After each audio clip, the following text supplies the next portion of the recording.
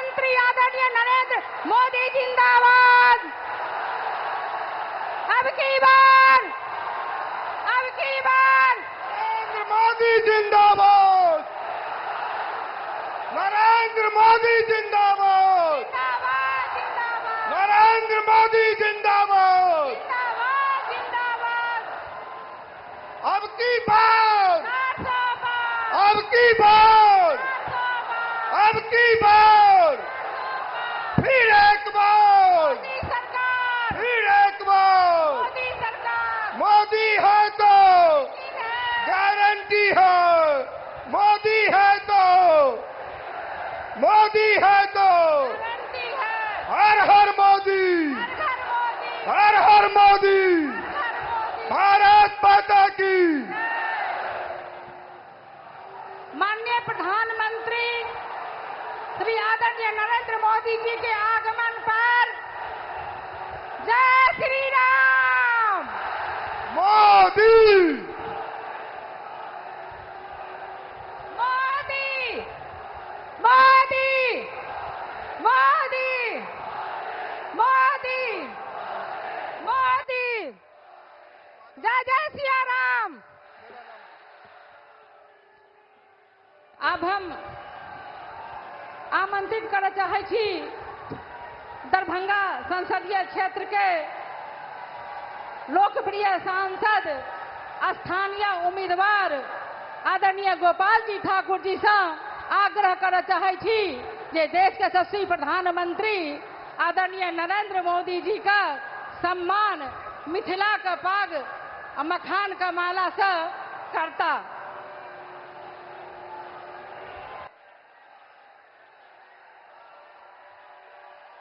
आदरणीय मधुबनी का नरेंद्र मोदी जिंदाबाद। अब की बार फिर एक बार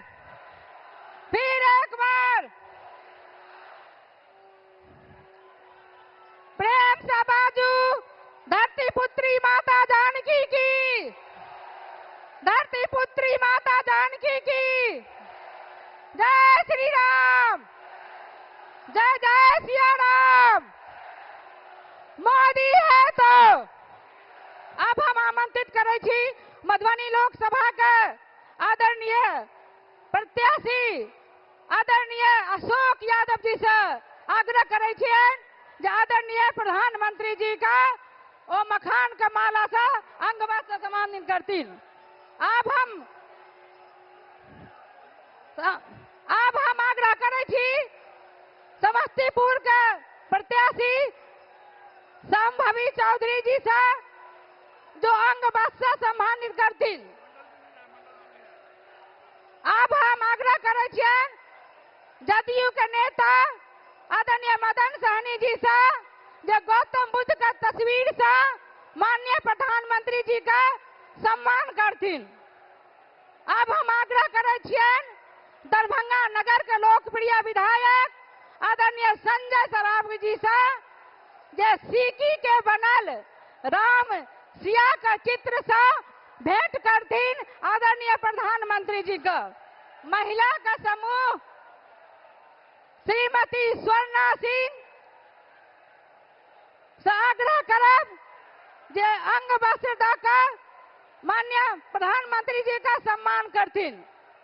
महिला मोर्चा के प्रदेश महामंत्री मीना झा जी और धर्मशीला गुप्ता जी मछली का माछ पान और मखान मिथिला का प्रतीक चिन्ह पग पग पोखर मार्ग मचान यह थिक मिथिला का पहचान ऐसा सम्मानित करतीन। आप हम आमंत्रित करबन आदरणीय सांसद गोपाल जी ठाकुर का जे स्वागत में दो शब्द रखतीन। भारत माता की, भारत माता की। वंदे वंदे। नरेंद्र मोदी जिंदाबाद। नरेंद्र मोदी जिंदाबाद। नव भारत के विश्वकर्मा नरेंद्र मोदी जिंदाबाद। मंच पर हमरा सभक देशक यशस्वी प्रधानमंत्री नव भारत के विश्वकर्मा परम आदरणीय श्री नरेंद्र भाई मोदी जी का हम सब थपरी बजाकर स्वागत करी, जोरदार थपरी बजाकर आदरणीय प्रधानमंत्री जी का हम सब स्वागत अभिनंदन वंदन करी। बंधुगण, हमरा सबके सौभाग्य है जे नव भारत का विश्वकर्मा जिनकर हम सब प्रतीक्षा करे चलो जे आदरणीय प्रधानमंत्री जी के मिथिला भूमि पर जे 500 वर्ष बाद माता जानकी के वास्ते अयोध्या में जन्मभूमि पर भव्य और दिव्य मंदिर का निर्माण के बाद पहली दफे ऐतिहासिक राज मैदान दरभंगा जे मिथिला का प्रसिद्ध स्थान है ओहि में आयल था। पुनः एक बेर थपरी बजाकर जोरदार थपरी से आदरणीय प्रधानमंत्री जी का स्वागत करी, अभिनंदन करी, वंदन करी, चंदन करी। बंधुगण, आज तो बाबा कुशेश्वर नगरी से शंख वादन भी आदरणीय प्रधानमंत्री जी के जोरदार भर रहा है और घर घंट भी बाज रहा है और सब माननीय मंचासीन सारा नेतागण मिथिला के परंपरा के अनुसार सबको स्वागत स्वाभिमान अभिनंदन करें। बंधुगण, आजादी के बाद जे प्रधानमंत्री नरेंद्र भाई मोदी मिथिला के दिलन, आज तक कोई प्रधानमंत्री मिथिला पर किनको नजर नहीं गए। मिथिला का बाढ़ और सुखाड़ में झोंक दिल गए। मिथिला के लोग प्लान कलक मिथिला का 88 साल बाद के कोसी महासेतु आदरणीय प्रधानमंत्री जी मिथिला के जोड़े के काज करें। आदरणीय प्रधानमंत्री जी दरभंगा में उड़ान स्कीम के तहत उत्तर बिहार के एयरपोर्ट तक के काज करें, एम्स दलन, IT पार्क दलन, तारा मंडल दलन और सुपर स्पेशलिटी अस्पताल दलन, गंगा पर आधा दर्जन पुल से उत्तर बिहार के जोड़े के काज करें और आज दरभंगा में 3600 करोड़ के लागत से अंडरग्राउंड गैस पाइप लाइन भी बिछ रहा है। जोरदार ताली बजना चाहिए, बाजत रहना चाहिए आदरणीय प्रधानमंत्री जी का अभिनंदन में। बिहार में यदि 177 किलोमीटर रेल निर्माण के बात करब तो दरभंगे में भेटल विश्व स्तरीय स्टेशन दरभंगे में। एहन प्रधानमंत्री जी का अभिनंदन वंदन बारंबार हम सब जोरदार एक बेर ताली के गड़गड़ाहट, थपरी के गड़गड़ाहट अभिनंदन करी। बहुत बहुत धन्यवाद।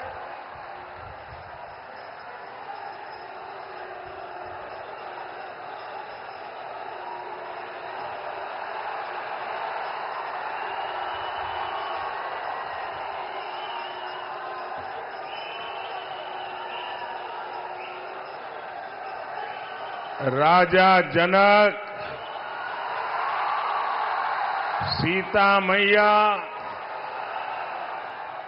कविराज विद्यापति के ई पावन मिथिला भूमि के नमन करे छी।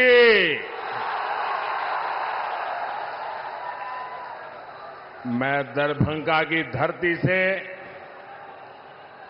स्वर्गीय महाराजा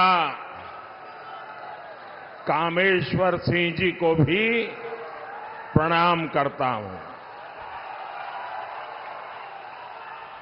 एक तो मिथिला की ये पुण्य भूमि और दूसरा आप जनता जनार्दन का आशीर्वाद। इससे बड़ा जीवन का सौभाग्य क्या हो सकता है।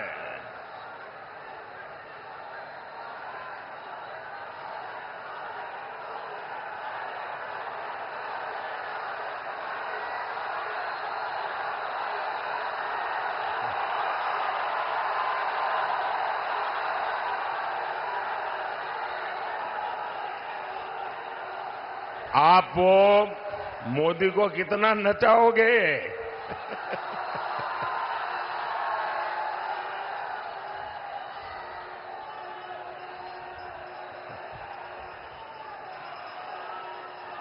वो एसपीजी वालों को कहिए वो मोदी को कब्जा कर ले।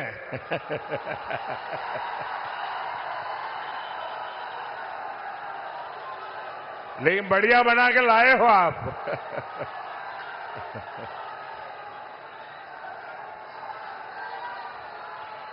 आपका बहुत बहुत धन्यवाद जी। बोलिए भारत माता की, भारत माता की। ये एसपीजी वालों को दे दीजिए। हाँ।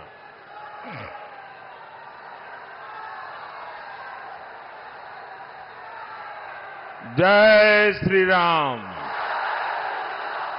जय श्री राम। मैं आप सभी को अयोध्या में राम मंदिर के निर्माण की बहुत बहुत बधाई देता हूं।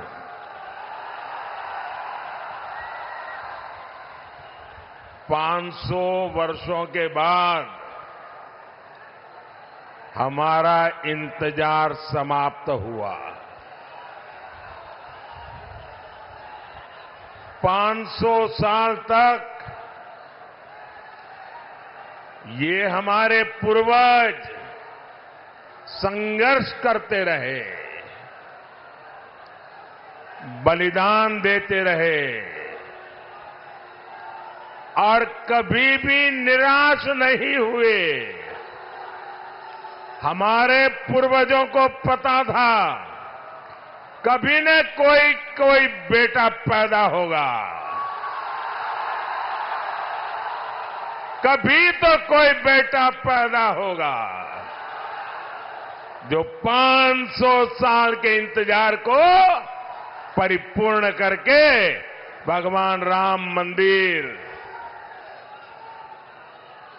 और साथियों, इंतजार सिर्फ राम जी का ही थोड़ा था, सीता मैया का भी तो था और हमारे मिथिला के भी तो था। हम अपने जीवन काल में ये शुभ समय देख रहे हैं। ये विश्वकर्मा भक्त आप नीचे रखो, पीछे लोग देख नहीं पाते। मैंने आपको देख लिया, सुखी रहो।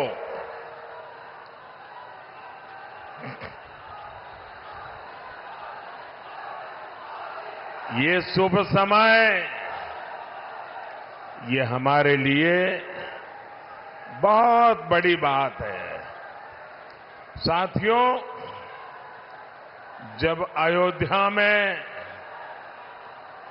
रामलला की प्राण प्रतिष्ठा हो रही थी, तब मैंने कहा था कि अब भारत आने वाले 1000 साल का भविष्य लिखेगा।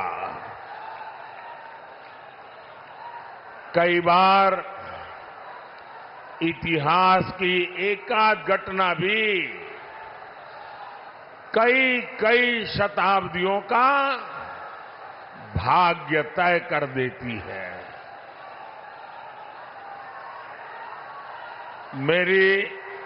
मेरी आप सबसे प्रार्थना है, देखिए जगह छोटी पड़ गई है, मैं जानता हूं आपको तकलीफ हो रही है।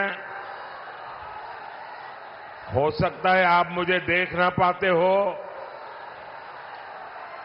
लेकिन उसके लिए हमें क्षमा करें।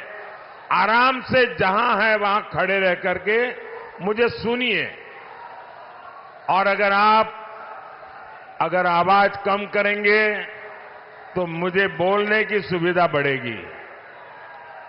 तो आपके आशीर्वाद है, मैं बोलना शुरू करूं? आप शांति रखोगे? आप इतने अच्छे लोग हैं। आज से 1000 साल पहले जब पश्चिम से भारत पर हमले होने शुरू हुए थे, तब किसी ने नहीं सोचा था कि भारत 1000 साल की गुलामी में गिर जाएगा। जो बिहार देश को दिशा दिखाता था, वो ऐसे संकटों से घिरा कि सब कुछ तबाह हो गया। लेकिन साथियों, भारत के भाग्य ने आज एक बार फिर करवट ली है। बिहार के भाग्य ने एक बार फिर करवट ली है। 21वीं सदी में ये कालखंड ऐसा आया है जब भारत फिर से अपनी सारी बेड़ियां तोड़कर उठ खड़ा हुआ है। आज भारत की दुनिया में जो साख है ना, वो नई ऊंचाई पर है। आज भारत चांद पर पहुंच गया है, जहां कोई नहीं पहुंचा। 10 साल पहले हम दुनिया की 11वें नंबर की अर्थव्यवस्था थे। सिर्फ 10 साल में हम दुनिया की 5वें नंबर की अर्थव्यवस्था बन चुके हैं।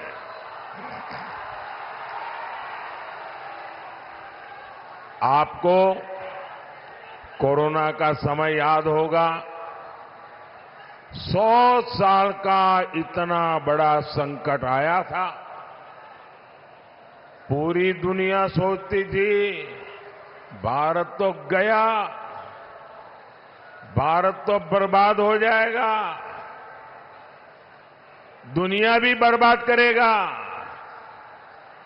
सब सोच रहे थे कि अब क्या होगा। लेकिन उस समय भारत ने दिखाया कि भारत का सामर्थ्य क्या होता है। भारत उस संकट से निकला, दुनिया को भी राह दिखाई। लेकिन साथियों,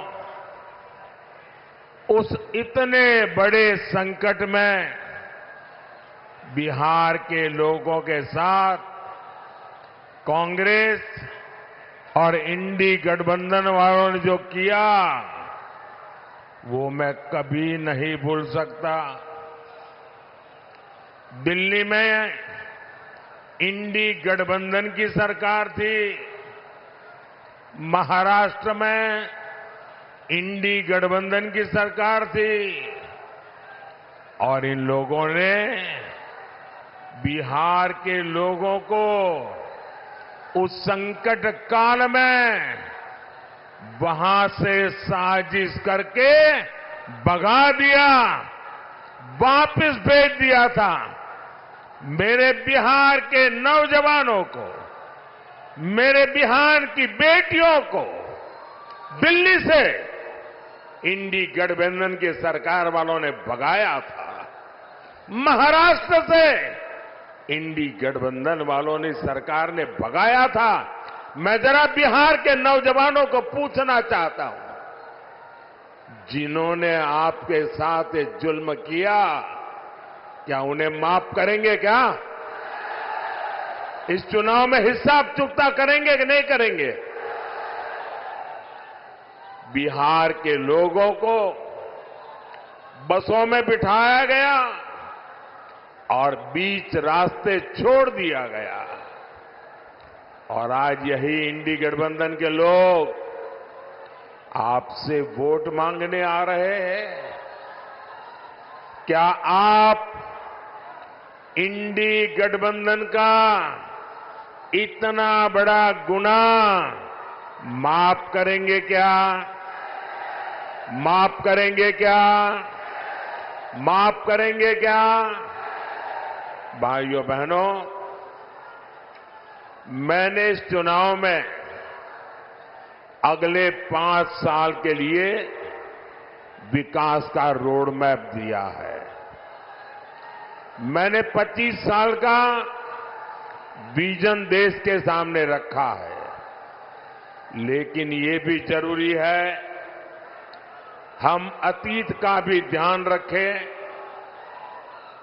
जैसे एक शहजादे दिल्ली में है, वैसे ही एक शहजादे पटना में भी है। एक शहजादे ने बचपन से पूरे देश को और दूसरे शहजादे ने पूरे बिहार को अपनी जागीर समझा है। इन दोनों शहजादों के रिपोर्ट कार्ड एक जैसे ही हैं। इनके रिपोर्ट कार्ड में सिवाय घोटालों और बेलगाम कानून व्यवस्था के सिवाय कुछ भी नहीं है। याद कीजिए कैसे बिहार में अपहरण उद्योग चलता था, कैसे बड़े बड़े घोटालों से बिहार के खजाने को लूटा जाता था, कैसे शाम होते ही हमारी बहन बेटियां घर से निकलने में डरती थी, कैसे नौकरी देने के पहले जमीन लिखवा ली जाती थी। साथियों, आज नीतीश जी के नेतृत्व में एनडीए सरकार बिहार के विकास के लिए दिन रात काम कर रहा है। हमारी प्रेरणा कर्पूरी ठाकुर है, जिन्हें कुछ समय पहले भारत रत्न देने का सौभाग्य हमें मिला है। पिछले 10 साल में बिहार में हमने 40 लाख गरीबों को पक्के घर दिए हैं, करीब 1.25 करोड़ गैस कनेक्शन दिए हैं। आज गरीबों को मुफ्त राशन, मुफ्त इलाज मिल रहा है। और अब मोदी ने ये भी तय किया है कि आपके परिवार में बिहार में कोई भी 70 साल की ऊपर के बुजुर्ग होंगे तो अब उनके संतानों को उनकी बीमारी में इलाज का खर्चा नहीं उठाना पड़ेगा।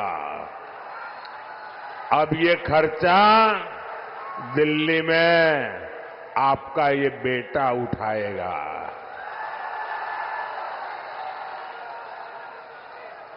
70 साल के ऊपर के हर बुजुर्ग को 5 लाख रुपए तक मुफ्त इलाज मिलेगा।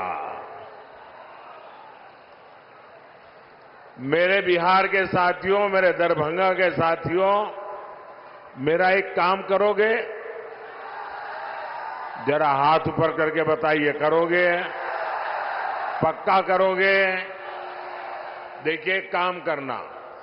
जब आए भी इन दिनों गांव-गांव जाते होंगे, मोहल्ले में जाते होंगे, छोटी छोटी बस्तियों में जाते होंगे, अगर वहां पर कोई परिवार ऐसे आपके ध्यान में आ जाए जिनको अभी पक्का घर मिलना बाकी है, गैस का कनेक्शन मिलना बाकी है, नल से जल का कनेक्शन बाकी है, आयुष्मान का कार्ड नहीं पहुंचा है, तो उनको कह देना कि मोदी जी की गारंटी है,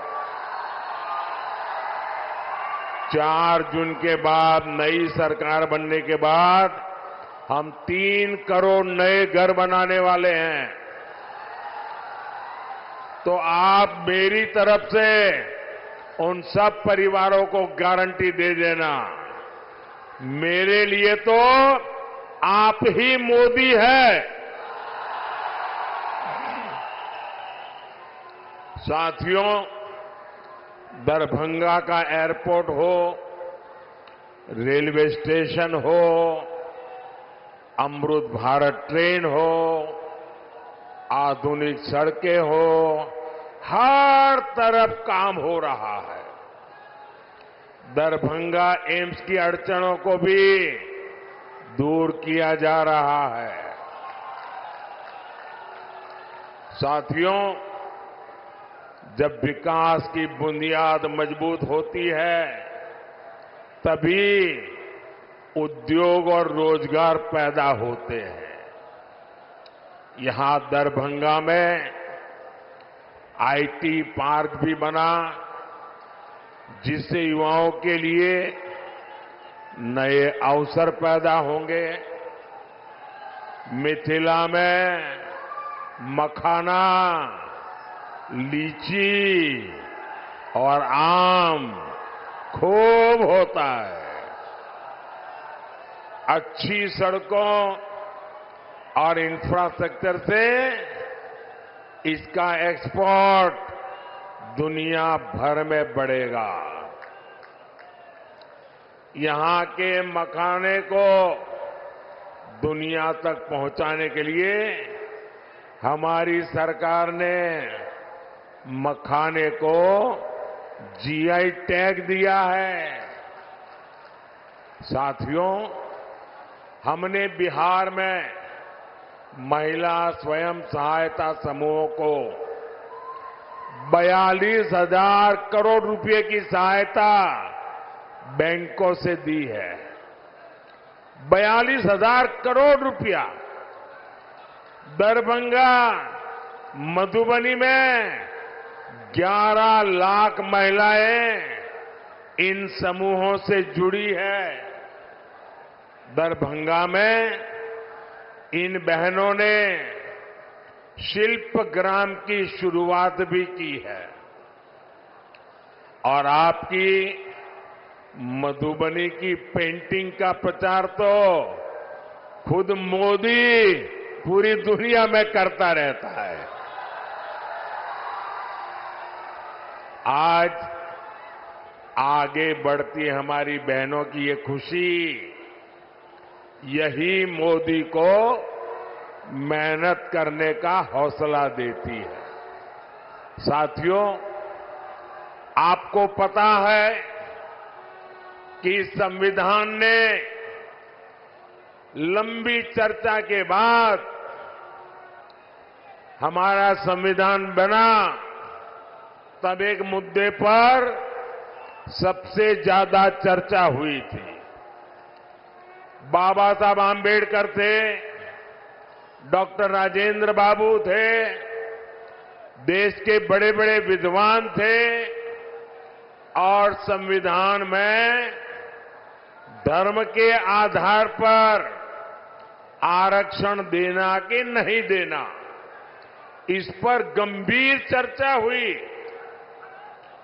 और बाबा साहब के नेतृत्व में संविधान सभा ने 75 साल पहले तय किया कि हमारे देश में धर्म के आधार पर आरक्षण नहीं दे सकते हैं, देश को फिर से नहीं बांट सकते हैं।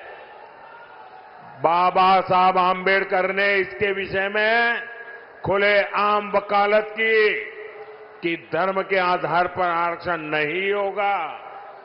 इतना ही नहीं, पंडित नेहरू ने भी धर्म के आधार पर आरक्षण का विरोध किया। लेकिन अब जब हमारे गरीब एससी, एसटी, ओबीसी का कांग्रेस से मोहभंग हो गया है, तो कांग्रेस नेहरू जी की भावना के खिलाफ जा रही है, बाबा साहब आम्बेडकर के पीठ में छुरा भोंक रही है, संविधान को तोड़ने मरोड़ने में लगी है। कांग्रेस लगी हुई है कि ओबीसी कोटे को कम करके धर्म के आधार पर उसमें से डाका डाल के मुसलमानों को आरक्षण दे दिया जाए। दलितों के आरक्षण में से डाका डालो, आदिवासियों के आरक्षण में से डाका डालो, और कांग्रेस की साजिश में आरजेडी भी कंधे से कंधा मिलाकर चल रही है। 2007 में बिहार के शहजादे के पिताजी ने मुस्लिमों को ये आरक्षण में से निकाल करके कोटा देने की बात कही थी। रेल मंत्री के रहते हुए उन्होंने रेलवे अधिकारियों को कहा था कि मुस्लिमों के लिए कोटे का इंतजाम किया जाए। सोचिए, ये एससी, एसटी, ओबीसी का आरक्षण छीनकर को मुस्लिमों को देना चाहते हैं। आप मुझे बताइए, धर्म के आधार पर ओबीसी, एससी, एसटी आरक्षण अगर कटेगा तो यादव, कुर्मी, इन समाज का हक भी बचेगा क्या? सब कुछ खत्म हो जाएगा। पासवान, मुसहर, रविदास, दानुक समाज के हक पर ये डाका डालने में उसकी फिराक में है। साथियों, मैं पिछले 12 दिनों से कांग्रेस को और उनके चट्टों-बट्टों को आरक्षण के मुद्दे पर चुनौती दे रहा हूं। मैंने उनसे कहा है, मैंने लिखित में मांगा है कि इंडी गठबंधन धर्म के आधार पर एससी, एसटी, ओबीसी का आरक्षण छीन करके मुसलमानों को नहीं देंगे। धर्म के आधार पर आरक्षण के लिए संविधान के साथ खिलवाड़ नहीं करेंगे, लेकिन इनके पेट में पाप है। 12 दिन से मैं मांग कर रहा हूं, ये चुप बैठे हैं। साथियों, मैं आपको विश्वास दिलाता हूं,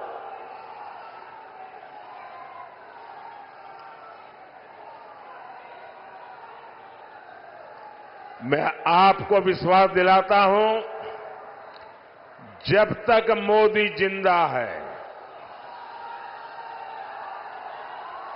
जब तक मोदी जिंदा है, एससी, एसटी, ओबीसी के आरक्षण पर कभी भी मैं खिलवाड़ नहीं करने दूंगा। साथियों, मैंने जब से कांग्रेस आरजेडी के इरादों को बेनकाब किया है तो ये लोग बौखला गए हैं। अब आरजेडी ने ये गिनना शुरू कर दिया है कि सेना में कौन हिंदू है, कौन मुसलमान है, यही इनका असली चेहरा है। ये लोग समाज को बांटने के लिए, देश की एकता तोड़ने के लिए कुछ भी कर सकते हैं। मां भारती की रक्षा के लिए जो सीने पर गोली खाता है वो पहले भारतीय होता है। और ये आरजेडी के लोग उसे हिंदू मुसलमान की नजर से देखते हैं। मैं जरा हिंदू मुसलमान का बंटवारा करने वालों को पूछना चाहता हूं, क्या अब्दुल हमीद जी को हम सिर्फ इसलिए याद करते हैं क्योंकि वो मुसलमान थे? देश को इस दिशा में ले जाएंगे ये लोग। यही लोग सर्जिकल स्ट्राइक पर सवाल उठाते हैं, एयर स्ट्राइक पर सवाल उठाते हैं। यही लोग आर्मी चीफ को गाली देते हैं। आखिर किसको खुश करने के लिए किसके इशारे पर ये बोला जाता है?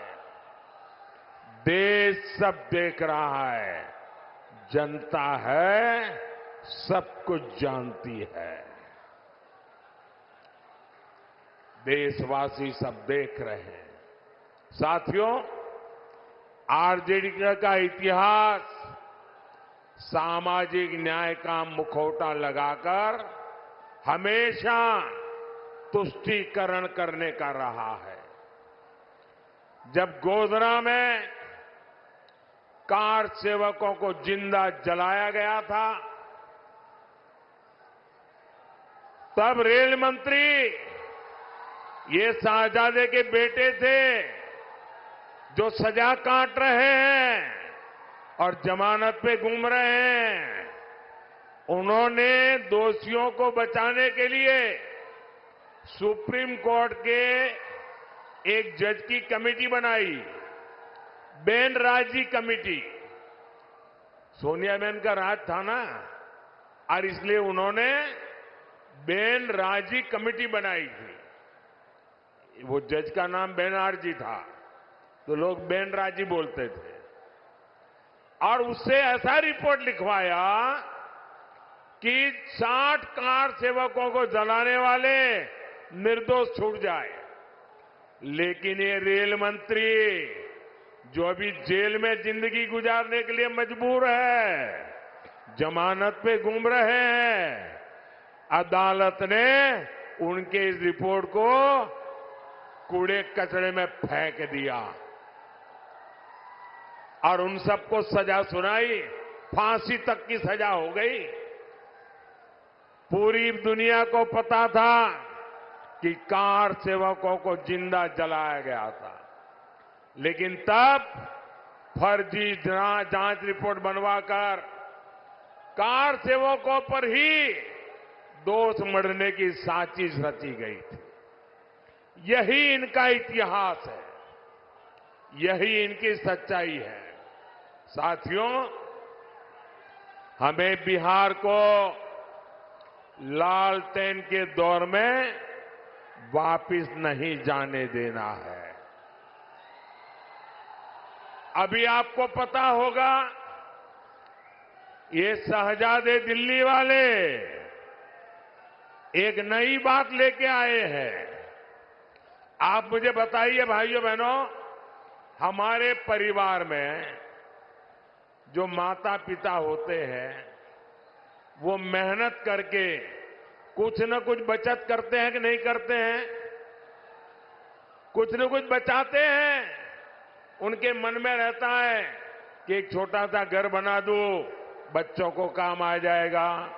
एक छोटी सी गाड़ी ला दो, बच्चों को काम आएगी। खेत खरीद के रखो, बच्चों को काम आएगा। हर माँ बाप के मन में ये इच्छा रहती है कि वो अपने मरने के बाद बच्चों को कुछ न कुछ देकर के जाए। हर माँ बाप की इच्छा रहती है। अब एक कांग्रेस ऐसा कानून बनाना चाहती है कि दिल्ली में उनकी सरकार बनेगी तो आपके माँ बाप ने जो कमाया है वो अब आपको नहीं मिलेगा। आपके पिताजी अपना 10 एकड़ का खेत होगा तो आपको नहीं दे पाएंगे। 2 घर है तो नहीं दे पाएंगे। आधा ये इनकी सरकार छीन लेगी। 55% विरासत पर टैक्स लगाने का ये फतवा लेकर के आना चाहते हैं। क्या आपकी मेहनत की कमाई किसी सरकार को लूटने देंगे? किसी सरकार को लूटने देंगे? ये कांग्रेस वालों को लूटने देंगे? ये आरजेडी वालों को लूटने देंगे? और इसलिए भाइयों बहनों, आपका भविष्य बचाने के लिए, आपके बच्चों का भविष्य बनाने के लिए 7 मई को झंझारपुर में जेडीयू से प्रत्याशी श्री रामप्रीत मंडल जी आए हैं। 13 मई को दरभंगा में बीजेपी से श्री गोपाल ठाकुर जी और समस्तीपुर से एलजेपी की हमारी बेटी श्रीमती सांभवी चौधरी जी, पूरे हिंदुस्तान की सबसे छोटी उम्र की बेटी चुनाव लड़ रही है। आप सब आशीर्वाद दीजिए। ये हमारी बेटी तो जीतनी ही चाहिए। 20 मई को मधुबनी में बीजेपी के श्री अशोक कुमार यादव जी को, ये हमारे इन सभी साथियों को भारी संख्या में वोट दीजिए। और जब आप उनको वोट देंगे ना तो ये वोट सीधा सीधा मोदी के खाते में जाएगा। मोदी को मजबूती मिलेगी और मोदी मजबूती से आपकी 5 साल और सेवा करेगा। तो घर घर जाएंगे, ज्यादा से ज्यादा मतदान करवाएंगे। पहले मतदान फिर जलपान, ये पक्का करेंगे। अच्छा, मेरा एक काम करेंगे, जरा हाथ ऊपर करके बताइए, करेंगे? मेरा काम करेंगे। यहां से जाने के बाद हर घर जाना, घर घर जाकर के कहना कि अपने मोदी जी दरभंगा आए थे और मोदी जी ने आपको प्रणाम कहा है। मेरा प्रणाम पहुंचाएंगे, घर घर मेरा प्रणाम पहुंचाएंगे। बोलिए भारत माता की, भारत माता की, भारत माता की। बहुत बहुत धन्यवाद।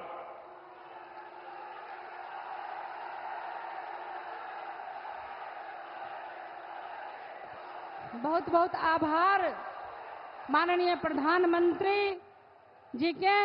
आई मिथिला का पावन भूमि पर, जनक नंदिनी मां सीता के भूमि पर बहुत बहुत आभार।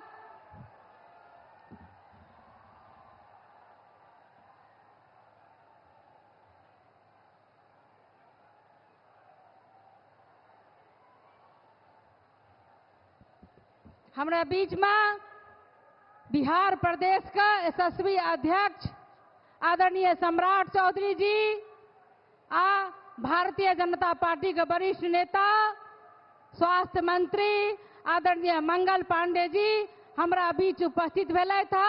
हुनका मिथिला जगनंदिनी जानकी के धरती पर हृदय से अभिनंदन करै छी, स्वागत करै छी।